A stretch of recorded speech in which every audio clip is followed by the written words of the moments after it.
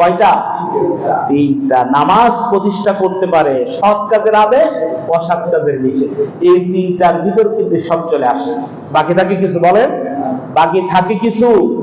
যখনই আপনি সৎ কাজের আদেশ করবেন তখনই আপনাকে যারা এর বিপক্ষে আছে তখনই তারা আপনাকে আক্রমণ করবে, আপনার শত্রু হয়ে দাঁড়াবে। অবশ্যই আপনার কি হয়ে যাবে? দাঁড়াবে। শত্রু হবে না বন্ধু হবে? বলেন, শত্রু হবে না বন্ধু হবে? আপনি বলবেন আমার দেশের টাকা আমার দেশেই থাকবে, বাহিরে পাচার হবে না। লক্ষ কোটি কোটি মিলিয়ন মিলিয়ন টাকা আমার দেশের টাকা আমার দেশে থাকতেছে না, বাহিরে পাচার হয়ে যাচ্ছে, বাহিরে ডিপোজিট করে রাখতেছো, ব্যাংকে রাখতেছো, আর আমার দেশের মানুষ না খেয়ে মারা যাচ্ছে।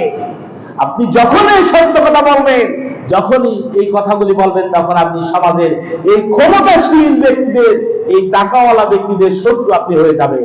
কি বলেন, ঠিক কিনা? তখন আপনার কারাগারে যেতে হবে। এটা কিসের কথা বলেন তো? সৎ কাজের আদেশ। এটা কি? আর অসৎ কাজের নিষেধ। এটা অসৎ কাজ করতেছে তারই নিষেধ যখনই করবেন তখনই আপনি শত্রু হয়ে যাবেন।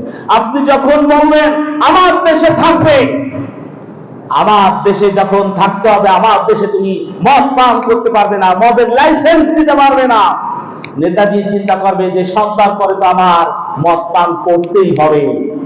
নেতাজি কি চিন্তা করবে?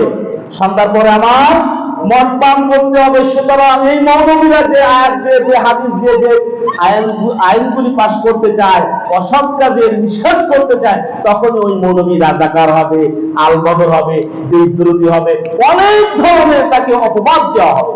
কি বলেন, ঠিক কিনা? ইব্রাহিম আলাইহিস সালাম কয়টা কাজ শিখাইলেন? তিনটা।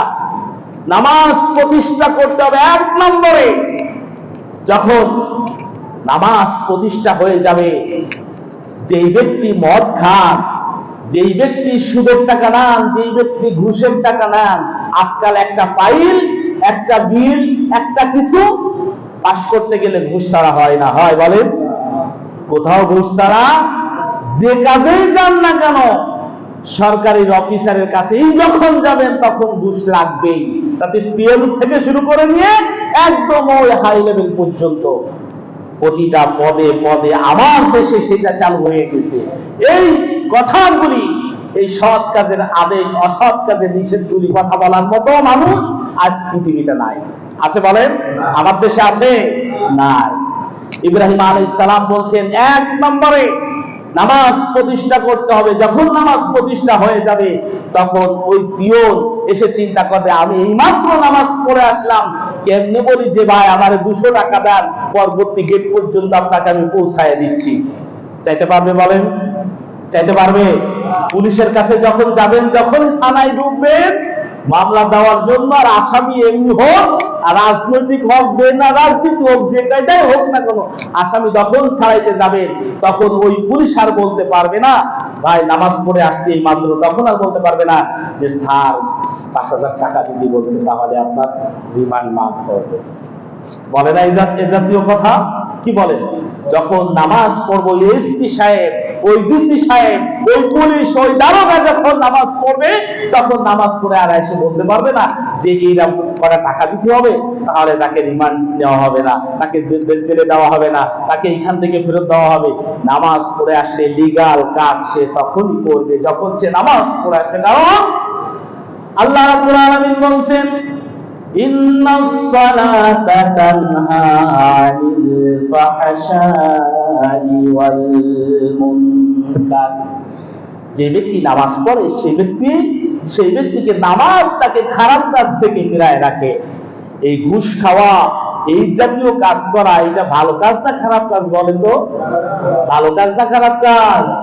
আমাদের কাছে কি হয়ে গেছে? ভালো কাজ। আমাদের কাছে কি হয়েছে?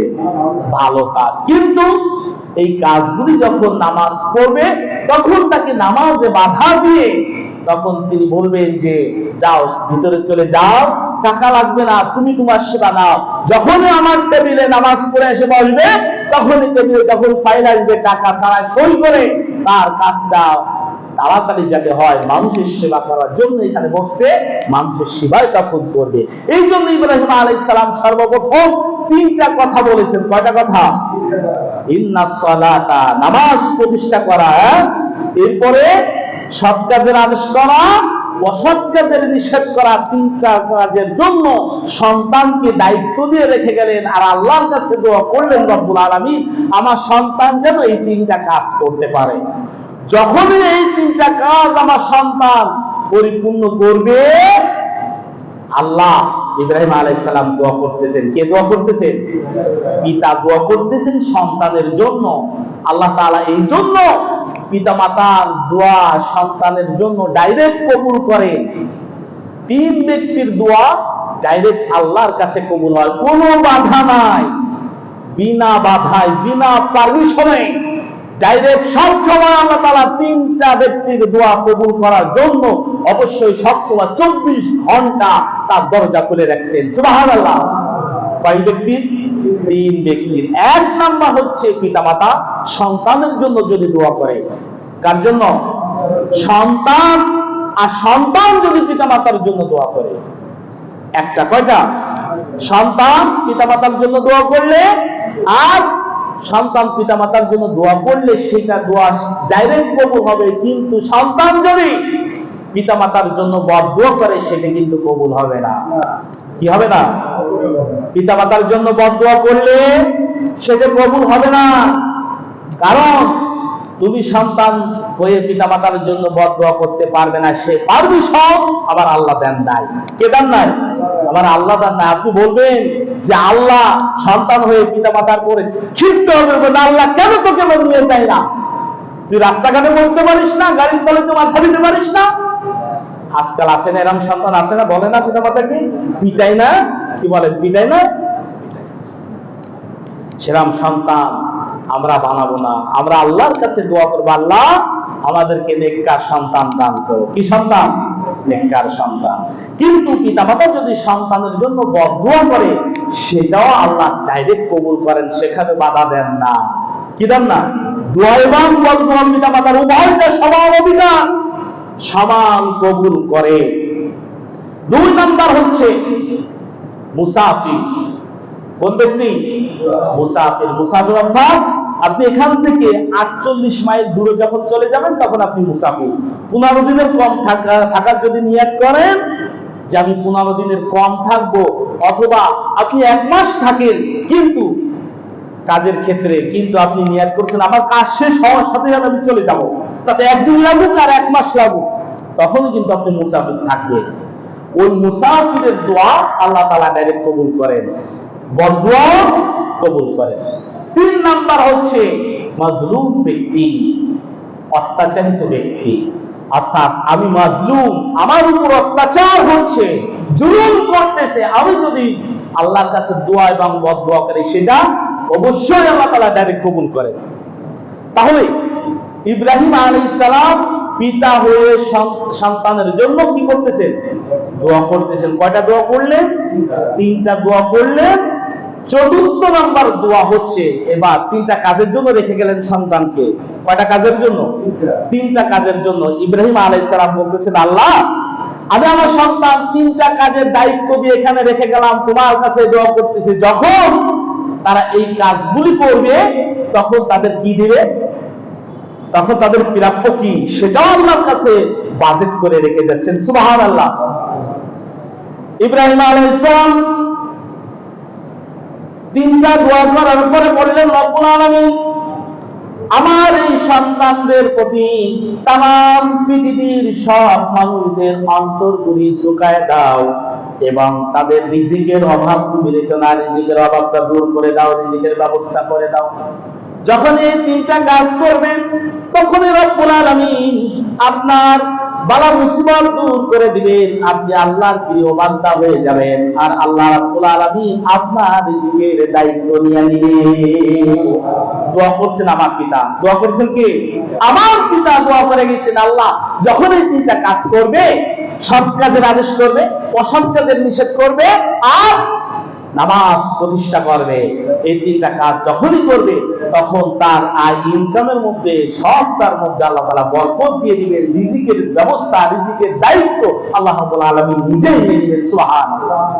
ইব্রাহিম আলাইহিস সালাম সন্তান আর স্ত্রী রেখে গেলেন।